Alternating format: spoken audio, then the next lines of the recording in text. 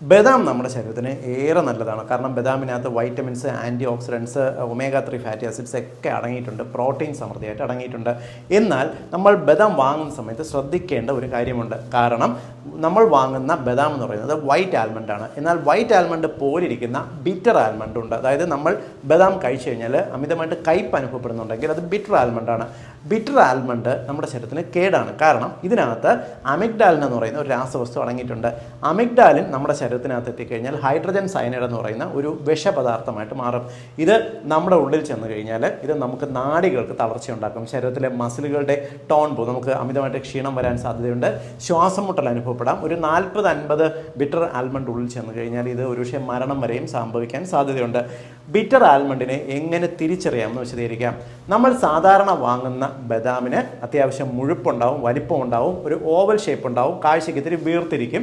ഇവയുടെ പുറം വശം താരതമ്യേന സ്മൂത്ത് ആയിരിക്കും. എന്നാൽ ഇവയുടെ നിറം, സാധാരണ ബദാമിൻ്റെ നിറം എന്ന് പറയുന്നത് ഒരു ഇളം ബ്രൗൺ നിറമാണ്. എന്നാൽ ഒരു കടും ബ്രൗൺ നിറത്തിൽ പുറമേ സ്കിന്നിന് ചുളിവോടുകൂടി സാധാരണ ബദാമായിട്ട് കമ്പയർ ചെയ്യുമ്പോൾ വലിപ്പം ചെറുത്, മെലിഞ്ഞിരിക്കുന്ന, അറ്റം കൂടുതൽ കൂർത്തിരിക്കുന്ന തരം ബദാമാണ് ബിറ്റർ ആൽമണ്ട്സ് എന്ന് പറയുന്നത്.